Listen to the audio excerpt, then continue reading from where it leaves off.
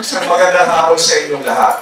Alam niyo, kukorek ko lang yung sinabi ni Father kanina, hindi po kami owners, stewards lang po kami. Ang may-ari ho ng lahat na ito ang Panginoon Diyos. Okay? Pangalawa, dahil sa inyong lahat at lahat ng bumati doon sa video, kayong dahilan kung bakit ito kami gumigising tuwing umaga at nagdadasal bago matulog para tuloy-tuloy tayong magkaroon ng hanap buhay para ho mabigyan namin kayo ng maganda kinabukasan at inyong pamilya at mabigyan natin ang ating bansa ng mas mabuting serbisyo na karapat-dapat sa ating mga kapwa Pilipino.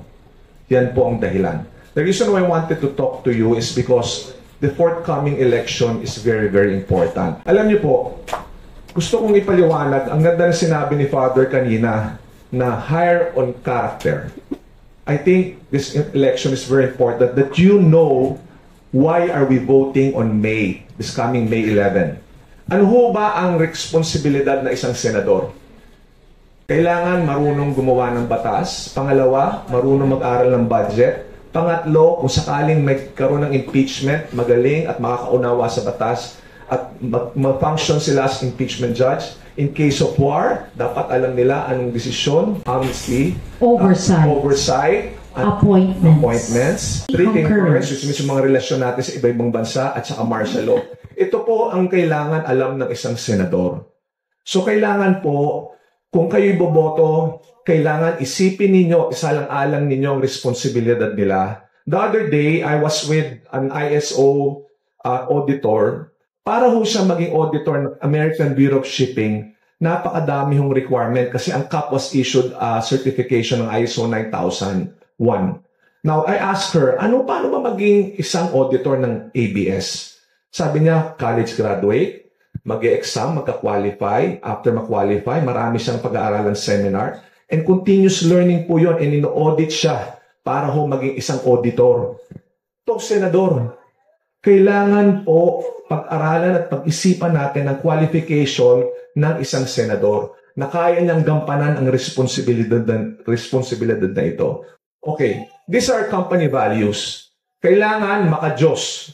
Napakahalaga sa isang kandidato maka-Diyos. Kasi kung maka-Diyos siya, hindi siya gagawa ng mali. Maliwanag sa kasulatan sa Biblia, nakasulat doon, thou shall not steal. Kung meron pong kandidato, isipin ninyo hindi dapat nagnanakaw.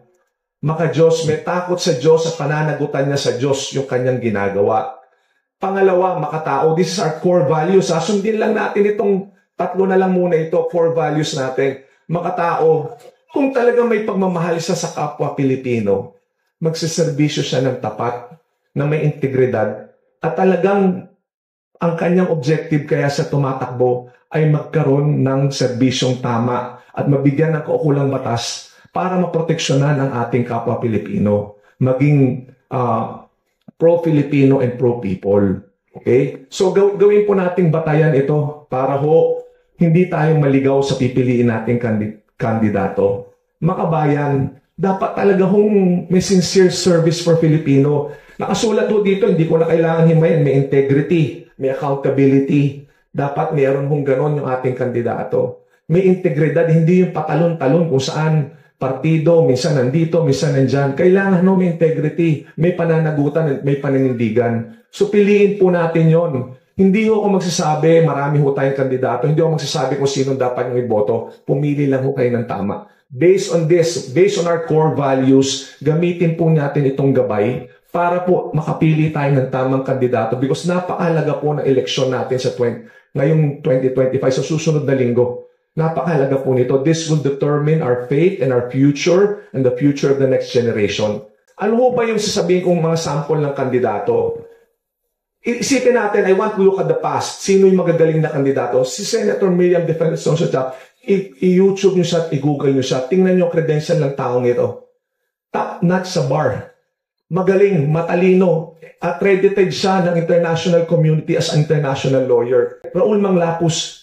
Ito po isang statesman. Napakagaling na naging ambassador natin, naging Secretary of Foreign Affairs. Napakagaling na tao. Titingnan yung credentials. Kasi nung maliliit kami, pinag-aaralan namin ng mga background ng mga tao na nagsisilbisyo sa gobyerno para makita ho namin, ma-inspire tayo, anong klaseng level of competency at educational attainment para maging isang ganap na magsiservisyo sa publiko, sa government. So, tingnan nyo mga credentials nila. Raul Roco, Bicolano, isang Bicolano, napakagaling na senador.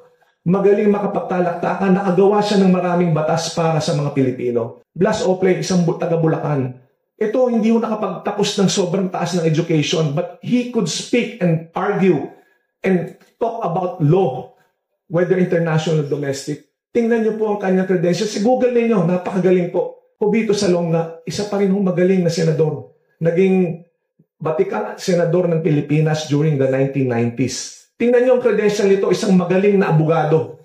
Napagaling. Hindi siya nag-artista, hindi siya magaling na abogado. Senator Angara, dati namin sa UP, naging education minister, naging senador. Napagaling. Tingnan niyo ang credentials. Siya ang ama ni Senator Sani Angara na kaibigan natin. Tingnan po ninyo ang kanyang credentials. Alberto Romulo, ang galing sa foreign affairs nito. Kaya naging secretary for affairs, naging senador din ho. Tingnan niyo ang kanyang credentials, the background. He's a lawyer. I actually met him during the time of President Aquino because my aunt was very close to them. I met the daughter. Arturo Tolentino, naging candidate na vice president natin during the 86 election. Napakagaling din po nito, si Senator Turing Tolentino. Look at his credentials, a lawyer, statesman, napakagaling.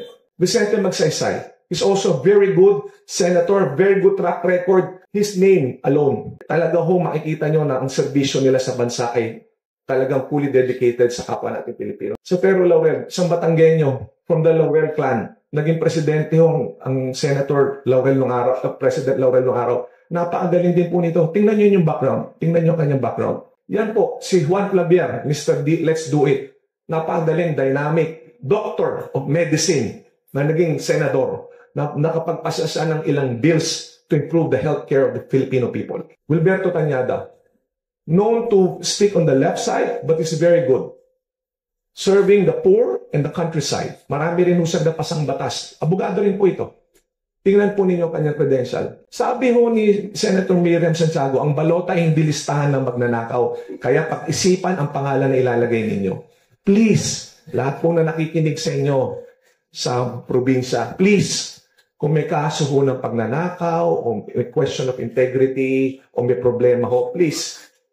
Ito na nang galing kay Senator Mid. Hindi galing sa akin ito. Sabi niya, kung ang balota, hindi listahan na magnanakaw. Please, isipin po ninyo. Kasi marami na ho nagnanakaw. Kung pwede, wag na ho kayong magdagdag. Ngayon ho, sinabi ni Father kanina may conclave. Ito ang dasal ng mga pope bago ho sila pumasok sa conclave. Sinabi ng mga cardinal. An elector, Latin oath before casting the vote, I call as my witness, Christ the Lord who will be my judge. That is my vote is given to the one who, before God, I think should be elected. Pagdasal po ninyo ito, dasalin ninyo.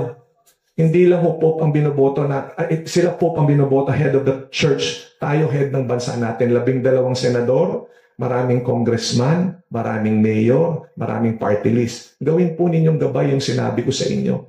Hindi ako magsasabi kung sino iboboto ninyo. But please, pray about it. Pray that you will choose the right leader for our country. So yun po ang paalala ko sa inyo. Yun ho ang hingin kong regalo ninyo sa amin. Iregalo nyo po sa amin ang tamang boto. Because we really need to elect the right leaders from senator, to governor, to congressman, to mayor, to vice mayor, to the mga bukal hanggang doon sa mga local government. Boto po ninyo ng tama, please. Kasi po, napakahalaga po ng election. Basta may katapat na pera, meron ng kapalit. So, wag na lang po natin piliin yung mga nagbibigay ng pera. Piliin ninyo yung bansa. Love for country. Nung nagsalita ko sa amin si Congressman Sarmiento noon, sabi niya, ang kulang natin mga kabataan ay yung pagmamahal sa bansa. Mahalin mo natin ang bansa kasi hindi kayo magkakamali.